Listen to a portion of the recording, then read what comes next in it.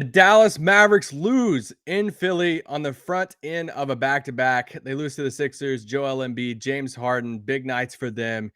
And more importantly, did we see the kryptonite for the Mavs offense come playoff time? Coming up next on today's Locked On Mavs.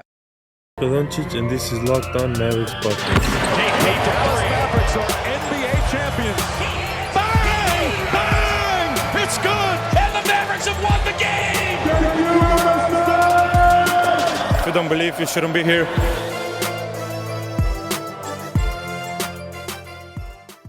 Welcome to Locked On Mavs. This is one of your co-hosts, Isaac Harris, contributor, Mavs.com. Riding solo today. It's Nick has some family in town. So riding solo, have my notes on the game right here. Have my glass of milk. Shout out to people who drink milk on their own. No peaches today, guys. No peaches. Sorry to disappoint. Ate some peaches earlier, but not right now in the pod. Today, obviously going to talk about the Philly game that just happened. I'm probably going to break it down into 3 separate parts. We're going to do Clint Eastwood, old school movie style here. Good, the bad, and the ugly from this game, because I do think there were some positives from this game that we can pull out. Things from, I do think, I do know that there were some bad things in this game, and definitely some ugly things from this game from a Mavs angle. But first, right off the top, I know Nick mentioned it yesterday. We had another, chapter in the story today. Some more things were released. We're following the Mavs Donnie Nelson story, just like all of you guys are. We're seeing it unfold in real time. We're getting the notifications on our phone and the tweets and emails and tech, like everything. We're experiencing this just like you guys. And I think we're just waiting for more information to come out as these days progress and more info happens and is illuminated. And I think we'll probably take a few more moments next week together to address some of the few thoughts on it as we maybe have more information at that time. So that's that. Now let's talk about the game. So they beat Brooklyn on Wednesday night. We obviously have the Boston game, that happened on Sunday, rewinding through the week. And we knew the stretch of games. We were looking at it. I mean, I was saying on last weekend, I was saying, what's this stretch of games going to say about this team? Like, how are we going to, is this stretch of games, little Nick reference here, is it going to define the season? No, not define the season, but is it going to show us what the ceiling is for this Mavs team? Because in my mind, I'm like, man, if they go into Boston, they beat Boston. Then they beat Kevin Durant in the Nets on Wednesday night, even though they were missing Kyrie and Seth and those guys. And then what if they went into Philly? Like, if they won all 3 of these games, what are we thinking about the ceiling for this team? Are we like, hey, conference finals, or what if they lost all 3? And then we're like, oh, all right, well, I guess they're not as good as we thought, or can they beat some of the best teams in the league? And they come out of this stretch, this 3-game stretch. We'll see obviously what they do against Charlotte, and they go 2-1 over these 3 games. Big time buckets by Dinwiddie. They obviously lose this game in Philly, and I think I walk away from it thinking, I think they're a little bit better than even what I thought they were. Even like this small ball, this embracing of the small ball, their defensive schemes. We'll talk a little bit about that in a little bit in regards to Embiid defending him, but I'm pretty hopeful and excited about this team on the basketball court coming out of this week after what just happened. And even let's just get into it. Let's do it. The good of this game. So the good of this game, I thought, and then we'll obviously focus on the bad and the ugly of this game from a Mavs angle. But I thought the good in this game was it wasn't Joel Embiid going supernova against this Mavs team that really was the reason they beat the Mavs, right? Like, I think the moment that, hey, they traded KP, not that KP was like an Embiid stopper or anything, but the moment that they committed to going to the small ball, we've been talking about on the spot how, Drummond gets 10 rebounds in the first quarter, and there's a portion of the fan base that's freaking out. It's like, this is why we have to have a big to be good and all this stuff. And it's like, well, okay, let's just slow down a little bit. So it's kind of like we've been saying, hey, the Mavs are just writing it off that when they face a really good big out there, when they face an Embiid, they face a Jokic, whoever it is, that they're just going to get torched by them. They're going to get out-rebounded by them, and it's like part of it, but they're just betting on their offense that, hey, we're just going to outscore them and we'll counter that, right? And it wasn't a supernova Joel Embiid, experience tonight. Like, yeah, he had 32 points. I get it. Some of your centers are like, hey, he had over 30 points. I get that, but he only had 8 rebounds. When you look at the matchup as a whole between the two teams, points in the paint, Dallas 38, Phoenix 36. You look at the rebounding matchup tonight, Dallas 40 rebounds, total rebounds. Philly 38. They won both the rebounding matchup and the points in the paint matchup tonight. So, not that that's like the indicator that tells all, but what it does show me is, all right, well, it's not the end of the world. Like if we don't have a big body out there going against arguably the best center in the league, it's him or Jokic, however you want to say that. And it's like, all right, like Embiid had 8 rebounds tonight, where the biggest guy on the floor for Dallas was Dwight Powell. So I think that's one of the positives on this was Dallas really held their own in the paint. They held their own rebounding tonight. And it's like, all right, I know nights they're going to lose that matchup in the paint. They're going to lose the rebounding battle, but it's at least a little positive knowing, all right, I was really anxious to see them go against this Embiid matchup and say, all right, are they going to like prove me wrong in the sense of like Embiid goes out and puts up like 40 and 18 and he's clearly, they have no answer. And he gets him and Harden complaining about fouls being called on their teammates is the biggest, funniest thing. I just chuckle whenever I see them complain because they get fouls all day, every day. But they're so dang good. Their duo is really good. And so anyway, I thought that was a positive that I was watching. I'm like, all right, this isn't as bad as I thought it would be going against one of the best, if not the best big in the game. So another positive from this, another good from this game, Jalen Brunson, 7 quick points to start the game. I was like, man, this dude is feeling it in his hometown. He talked about it after the game. He played 3 years there. His dad was in, I think both of his parents were at the game tonight, but he loves playing in Philly. And yeah, man, big time game for him. There's not too many games that he outscores Luka in a game. I don't know if that's a positive thing because they lost, but Brunson, 24 points tonight. He was 10 of 14 from the field, 2 of 3 from 3. Had 4 assists in this game. Yeah, he led the Mavs in scoring. So I thought he played a really good game tonight. I thought he was really crafty, did his thing.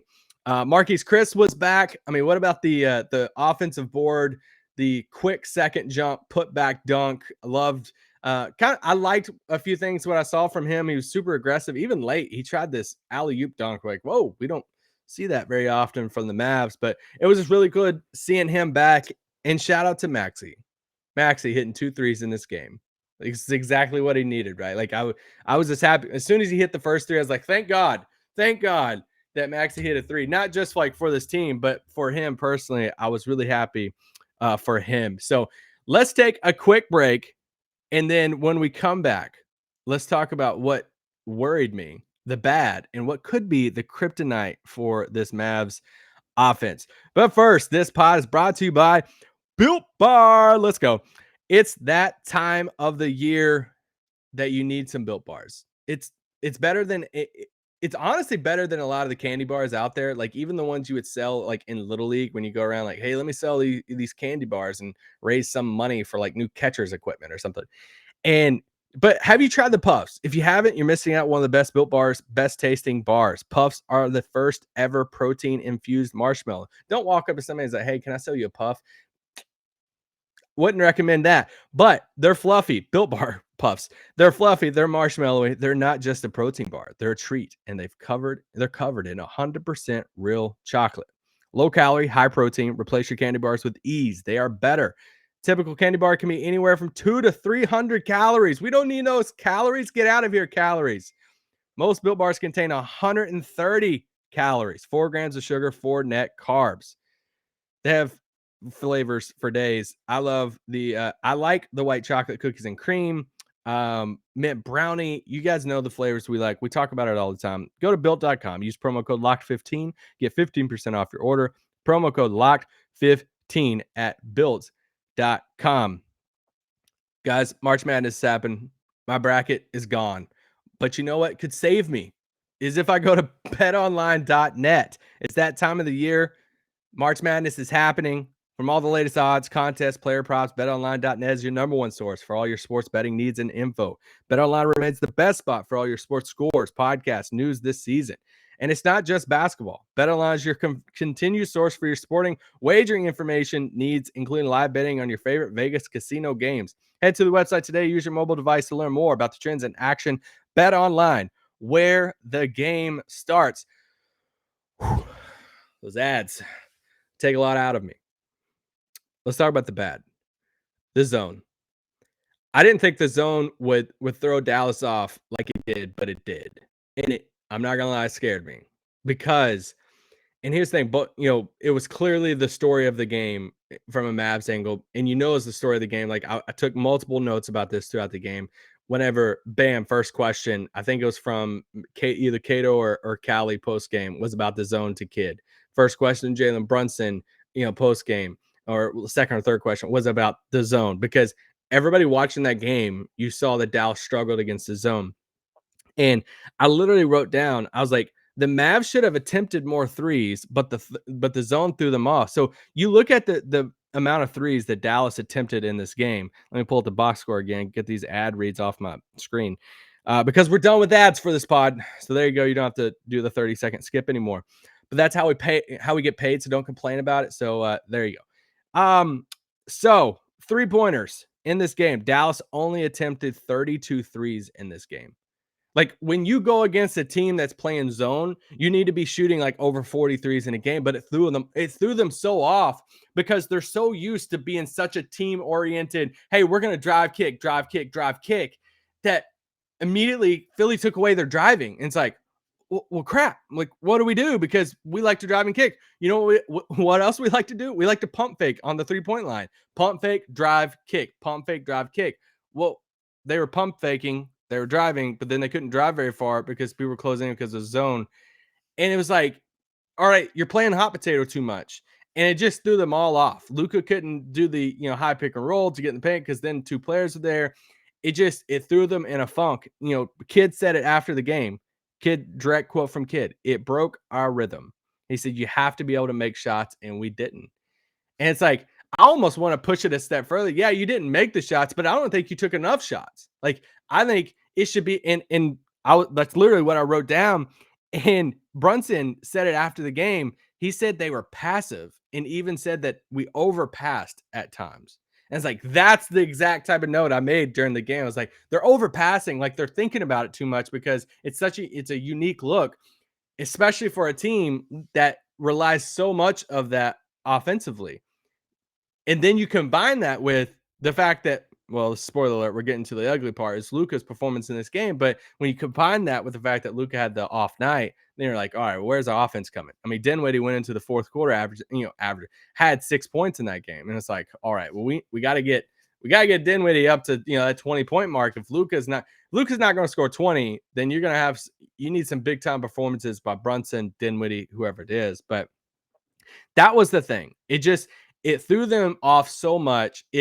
When they brought DeAndre Jordan out there, I even tweeted during the game, I was like, man, how soon before Luka torches DeAndre? Because I was betting on Philly would not staying in the zone the whole time.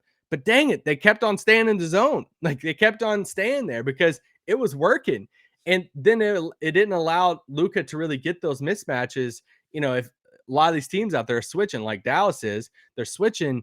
And it's like, all right, cool, you're switching. And now you can get the mismatches you want. They really couldn't hunt their mismatches tonight. Dallas couldn't. So the zone scare, like what team out there is watching that game saying, all right, that's the answer? Because we've been saying this whole time, hey, when it comes playoff time, when Reggie Bullock's out there, Dorian Finney-Smith's out there, Brunson's out there, whoever, like they're going to get open shots because when it comes down to the crunch time moments in the playoffs, it's going to be a high pick and roll. And Dwight's going to be rolling, and Luka's going to have the ball, and he's going to make the decision. And it's either going to be the floater, step back, it's going to be the lob to Dwight, or they're going to close in trap. He's going to hit Dorian in the corner. He's going to hit Reggie. He's going to hit Jalen Brunson, somebody on the outside. It's like that's the recipe. Like we know that that's what they're going to do come playoffs. But they took away that tonight. And it's like, oh, okay. So what's the answer going to be? The quick answer to a team that's going to play you in a 2-3 zone. I used to, like the age old thing is like, all right, we're just going to dare teams to shoot threes, right? They got to shoot the threes quicker. It is a, hey, Luka, come down, whoever it is, they start to get trapped at those top two guys in the zone. Bam, kick, shoot it. Instead of the whole like passive pump fake, try to drive, but then you can't go anywhere and all of that. So hopefully they learn from it. I think they will. The coaching staff, I think, has proved this year that they have adapted and they've seen things, they've changed things in game, rotation stuff, and all of that. So I'll be curious to see what the answer is and see if we start seeing shots go up quicker whenever they play the zone next. What team's going to play zone next against them? I don't know. Is it Charlotte? Whoever's scouting them? I'll be really curious if Dallas is torching somebody, what team goes zone next. All right, let's talk about it. The ugly Luka's game.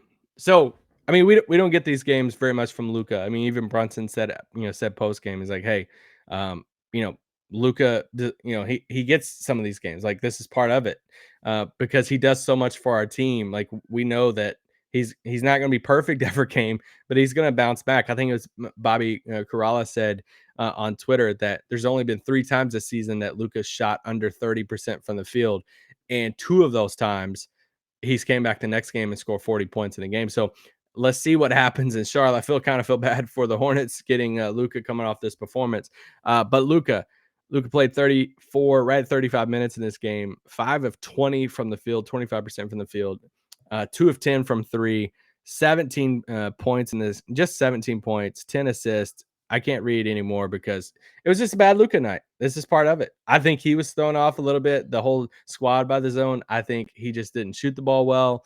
And it was just one of those nights for Luka. And realistically, with this Mavs team, when Luka has a bad night, then you're looking across the board saying, all right, if Luka's not shooting the ball well, he's not going to get to 20 points. Then you know who you need to be at 20. You need Brunson and Dinwiddie to be at 20. Dinwiddie only had 12 points tonight. What does Dinwiddie do a lot of for this Mavs team? He drives. You know, it's hard to do whenever you're a driver. It's in the zone. That's what Philly did. So Brunson obviously had 24 in this game. All 5, starters scored in double figures tonight. They just needed more. They needed more, oomph in the offensive system tonight from Dinwiddie and the other guys, and they just couldn't do that. I mean, Dinwiddie was 0-4 from 3.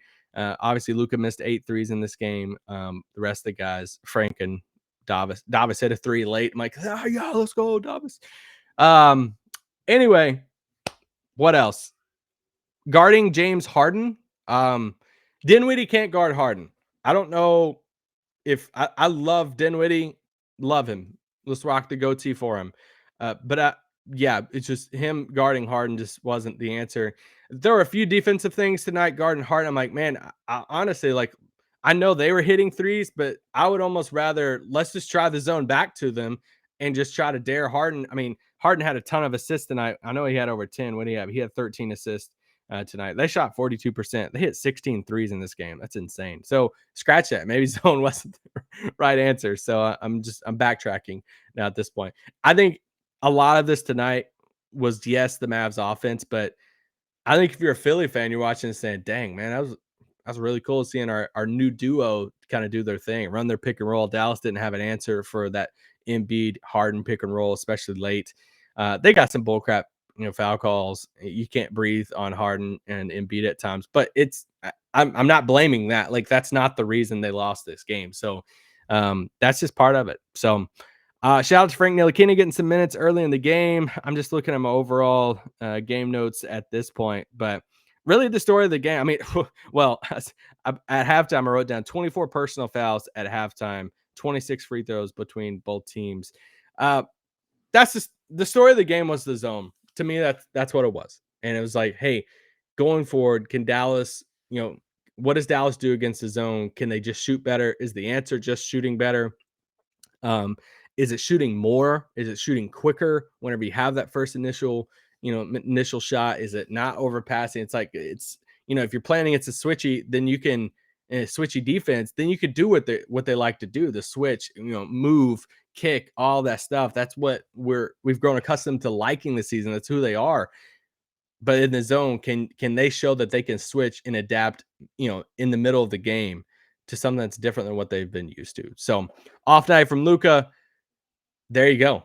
That's it. Tomorrow night or tonight, in Charlotte. Let's see if they bounce back. Let's see if Luka bounces back, and we'll be back with a new Lockdown Mavs tomorrow night. Have a good weekend, and yeah, I'll be back with you tomorrow night, partying it up on Lockdown Mavs. So we'll see you then. See you guys. Peace out.